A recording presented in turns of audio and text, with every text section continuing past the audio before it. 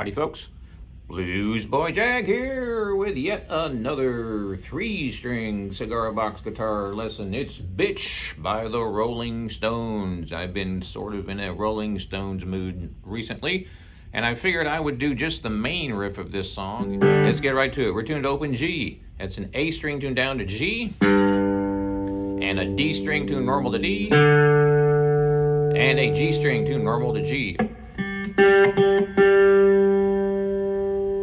Open G tuning, which is the same tuning Keith Richards used. However, he uses a 5-string because he takes his 6-string completely off because he tunes to open G, and that 6-string gets in the way. Blah-de-dee, blah-de-dee, blah. So this one is a little bit tricky. Not too tricky, but somewhat tricky because it's kind of fast. So that's an open G chord, no fingers at all. And you're going to be doing a lot of fast strumming and open chords and 1-finger bar chords. So I'm going to start out slow here. The main thing you want to start out with is the down, up strumming with your right hand. That is, assuming you're right-handed. If not, do it with your left hand.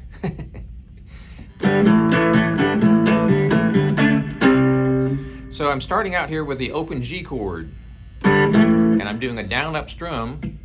By the way, I don't use a pick for this sort of thing. I'm using my nail on my first finger. So what we're going to do first is just get used to the rhythm here, playing the open chord and then hammering that first finger all the way across on the 2nd fret. So start out like this.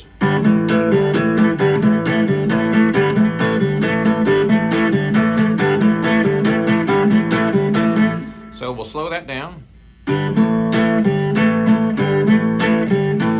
If you notice my right hand, it's just going down, up, down, up.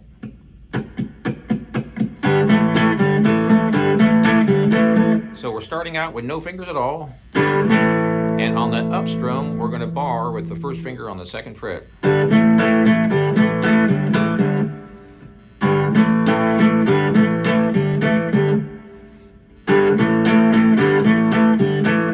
Real slow.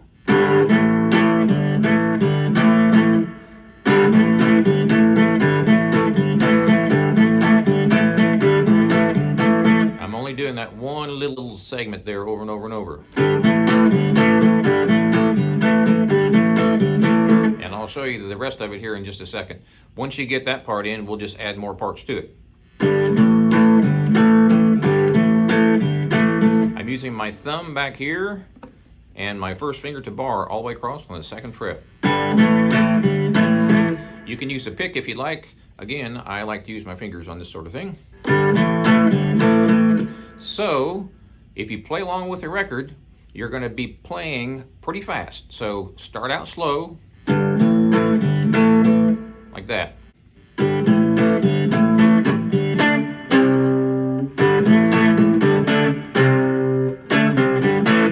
When I go up here, I'm using my 3rd finger on the 7th fret and my 1st finger on the 5th. Real slow. Even slower. Even slower.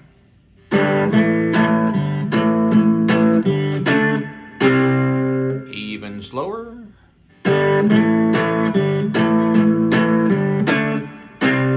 Even slower.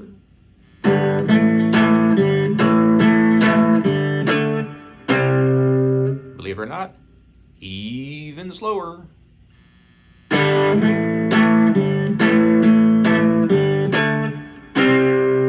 And that's the first half of it.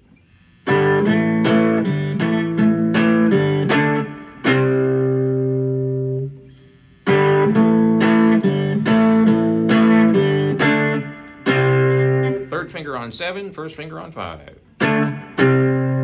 So that's a open G to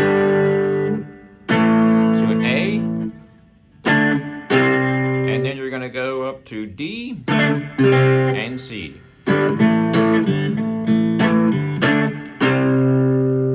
And that's the first half of the riff.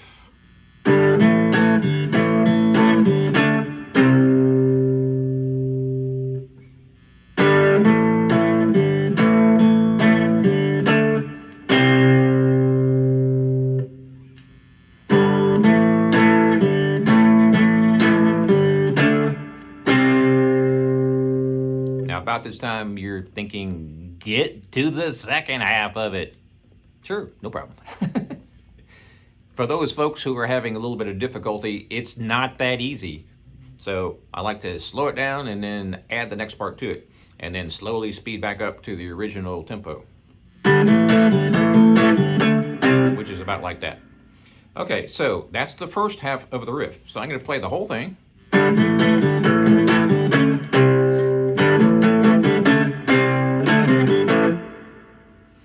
So you can see there's two separate parts to it. That's your first part. And the second part is...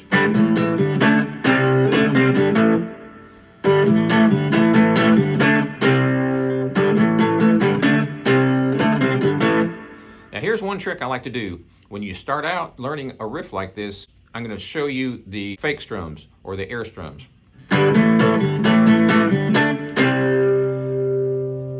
So that's a fake up and a fake down, which means I'm not hitting the strings at all. That keeps you in time. It's really important. So you see that up strum, which I don't even touch the strings, and then a down strum, which I don't even touch the strings. That keeps you in time. It's a fake up and a fake down.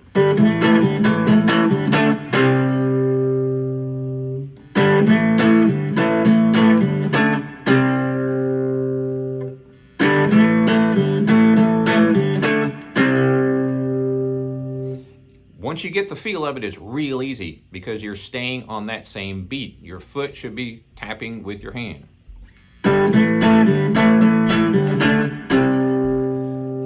And when your foot taps, you feel that beat because you are actually hitting the floor with your foot, as opposed to your hand, which is doing a fake strum. You're strumming, but you're not hitting anything. That's hard to do, and it's very common to get off time because you're not actually touching the strings on that fake. But your foot is tapping on that fake strum, which is absolutely critical. So if you see me go up and down, but you don't hear me strumming, I'm strumming air. That keeps you in time. Some people can play this properly without doing that. I can't. I'm going to speed up just a little bit, and the next time maybe just a little bit more. Most people cannot do that. So if you're having that trouble, that's what you want to do. You see that fake up and fake down. I'm not hitting the strings at all. Now, if you don't need to do that and you can stay in time, you're one of the very few people who can do that.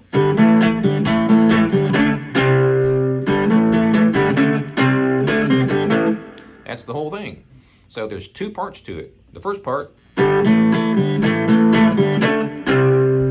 have to follow through with that fake strum, and your foot is with your hand. You can't see it, but when my hand goes up, my foot goes up, and when my hand goes down, my foot goes down.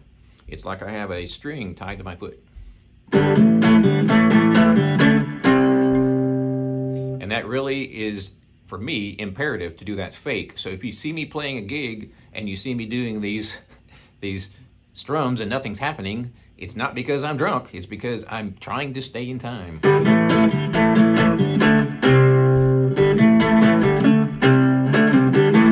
The hardest part is the second part. So, one more time for the first part. Now, for the second part.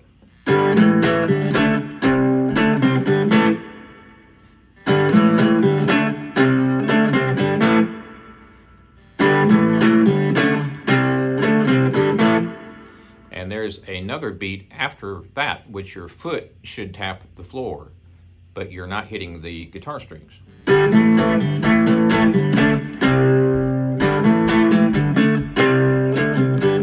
That was a little bit sloppy. Let's try that again.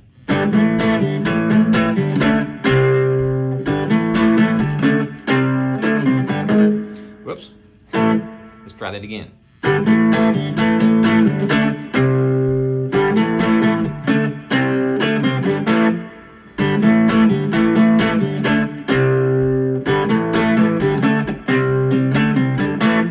Now, it's okay if you put a couple extra strums in there to make everything smooth out like I just did. So you could try it like this. I'm going to slow it down.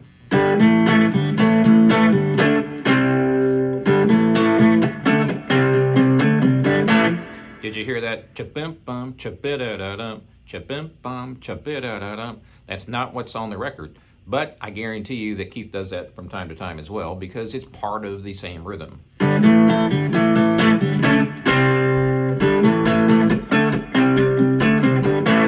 So you definitely heard it there. I'm going to slow it down and show you the extra strums, which are not on the record, but which are perfectly okay to play, because I guarantee you, like I said a minute ago, Keith has done that before. It's just a different way of feeling that beat. It's sort of like you might say a certain word a certain way one time, and then you might sort of say it faster, maybe a different way.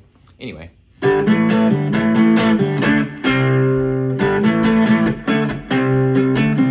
Did you hear me go ba-da-da-da-dum instead of ba-da-da-dum? I put an extra up in there. Perfectly fine.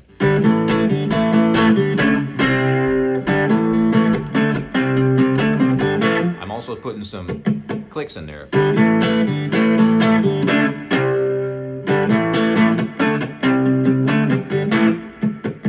So if you hear that, that's what I'm talking about, clicks.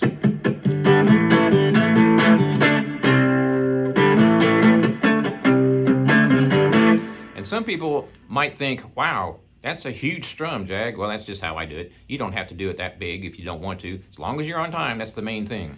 I do it like this because it helps keep me on time. It just feels better for me. It's sort of like some people walk with their feet out like this. Some people walk with their feet, their toes together. Whatever. It's however you were born, right? Whatever feels right, as long as you're in time. That's the main thing.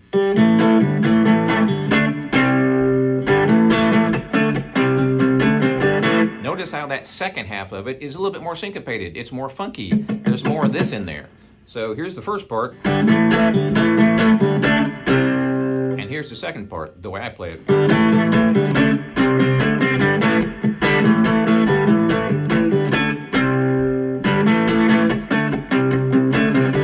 So I'm doing some choking and some sort of funky stuff. Oops, let me try that again.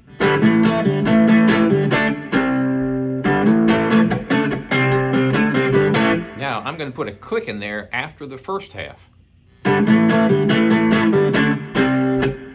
it is.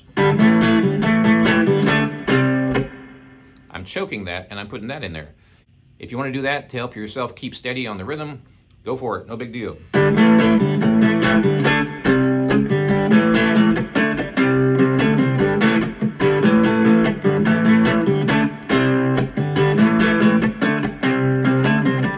Also putting a lot more strums in there, which Keith probably doesn't do, but hey, it works just fine. You're in time. It kind of gives it more of a funky feel.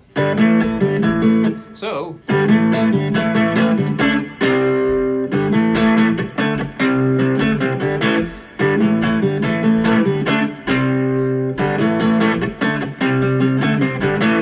one more time, real slow.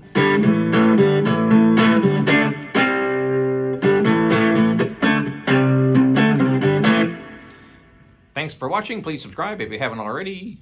You know the drill. Check out my website, jagshouse.com. Cigar box guitars for 20 years. Spread the word, and we'll see you next time. Also, let me know what songs you want me to do. And don't forget, if you look down below, you can see ways that you can tip me if you like. Thanks a lot, and we'll see you later.